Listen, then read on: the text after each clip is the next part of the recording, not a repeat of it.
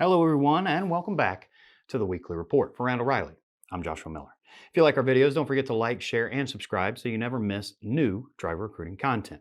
We got a lot to get to today, including a bonus segment with Michigan State University Associate Professor of Supply Chain Management, Jason Miller, where he goes a little into what he's seeing in regard to inflation. It's really great information, and I think you'll find it really interesting, so stick around. But first, the report. This week in job board searches and clicks. All red all the way around. Searches were down 13% week over week, 10% month over month, and 35% year over year. For clicks, there were declines of 16% week over week, 15% month over month, and 16% year over year. And if you're keeping track, this is the first time in more than a year that the weekly click count is lower than the previous year by comparison, those year over year numbers. This week in freight. Load postings fell by 8% week over week, and the volume was down 49% below the same week of 2021. Dry van loads were down 6%, refrigerated fell by 5%, and flatbed loads were down 13% week over week. Truck availability increased week over week as the load to truck ratio fell to its lowest level since May of 2020. For spot rates, the overall totals were unchanged week over week. Dry van rates were also flat, but refrigerated fell by 4 cents and flatbed increased by 1 cent per mile week over week. Now, the story of the week. Proactive communication could be the key in helping your fleet avoid high turnover rates.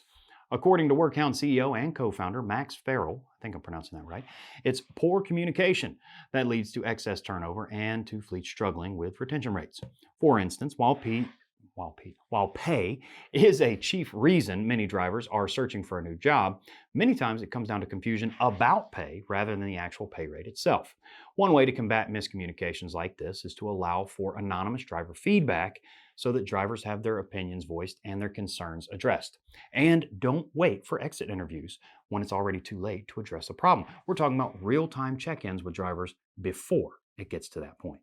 Now, if you'd like to hear even more of Max's takeaways on turnover issues, you can find more details in the downloadable PDF made available, and I'll include a link to the full story covering several more issues he discussed over on the CCJ website. That's it for our story of the week, but as I mentioned in the open, this week we do have a bonus treat for you.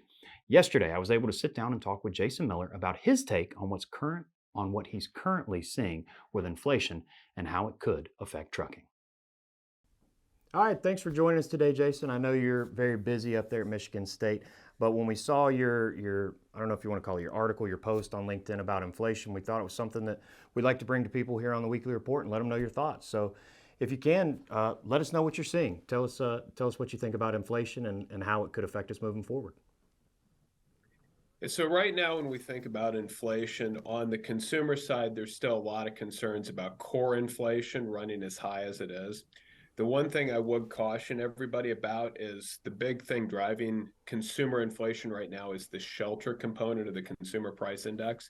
And that component may not affect everyone. If you bought a house, let's say before COVID, you likely have refinanced and actually are paying less today than you were in, say, 2019.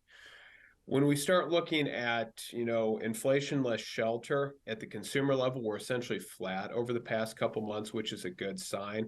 We still are up substantially year over year, around 8-9%, give or take. When we start looking further upstream in the supply chain and the price producers are receiving for their products, final demand finished goods, so the final, the manufacturers that make the stuff that we buy, their prices have been effectively flat over the past few months. No, they're still from before COVID up a staggering 20-some%. If we take a look then at the inputs that they use, so in other words, what is it those manufacturers that make stuff we use, what is it that they're paying for the inputs to that stuff? Those prices are also been effectively flat since about March or April.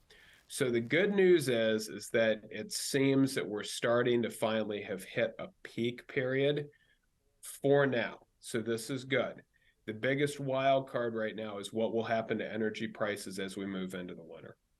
Europe has an artificial ban set to go into effect on December 5th, upon which point in time they can no longer have Russian crude oil brought in by water. None is coming by pipeline, but still hundreds of thousands of barrels a day are coming in by water.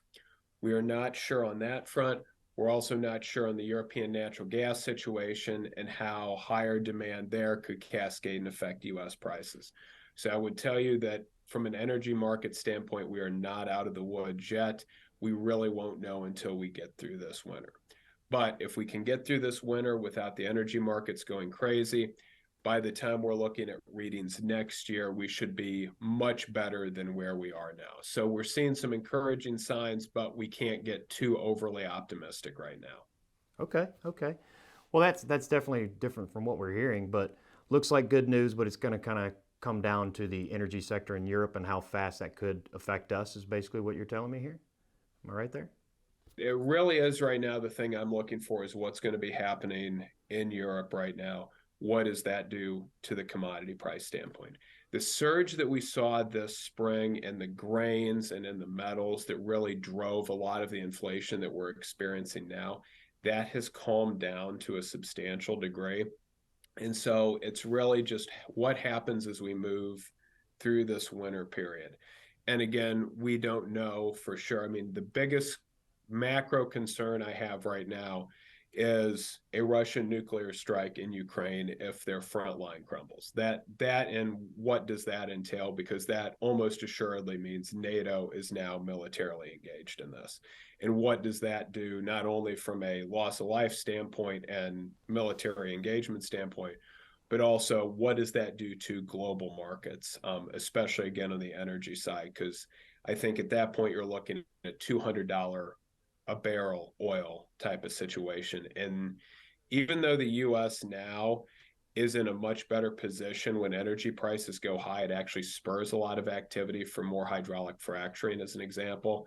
$200 a barrel oil will crash economic activity because there's no way that people will not be, experience demand destruction because gasoline is going to be $7 or $8 a gallon. Well, let's hope it doesn't come to that.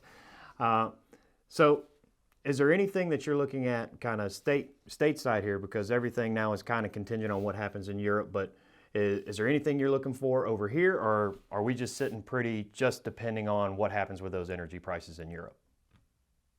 So the big things I'm looking at in general, and this is just beyond inflation, is consumer spending still holding up? Our September retail data suggests indeed the consumer is still spending robustly, which is a good sign. I'll be watching very closely to get a sense of where the September industrial production data comes in at from the Federal Reserve Board, given that durable goods production really tends to be a leading indicator of whether we go into a freight recession. And over the past several months, we've been effectively flat on a seasonally adjusted basis. So it's starting to be the question, do we stay flat or do we start to, for example, dip down? And if that's the case, I would start being more worried. We do have a wild card on that side next year in terms of broader infrastructure projects that will be going thanks to federal funding. And so we're still not quite sure yet what that is going to look like as we move into next year and what impact that'll have on the freight markets. Okay. Well, Jason, I thank you for your input, and your expertise is always greatly appreciated. We also really look forward to all of your monthly economist reports you provide for us, and we thank you for taking the time for joining us today. Thank you for having me on. Right. Right. And that's our report for today. Thanks so much for joining us. Just a reminder, you can download that PDF with all of the report stuff in it. It's down in the description on YouTube or in the main body of the page on our Randall Reilly site. I'll also leave links to the full story from CCJ covering the turnover rates from Workout and the isolated video of my talk with Jason Miller, so if you want to review that. And I'll also put in the link to his LinkedIn post, which spurred the conversation. Jason posts a lot of great stuff over there, so if you haven't read any of his work he shares with us before, or you were unaware of him until now, hey, he'd be a great person to follow over on LinkedIn. We'll see you next week when we take another look back to help you move forward. Until then, have a great week, everybody. Hey guys, thanks for watching our video. We really hope that it's been useful to you, and we hope you come back for more. If you're not already a subscriber, you can do so by clicking that little thing right there so you never miss out on our content. And if you'd like to watch another video, how about this one right here, just for you?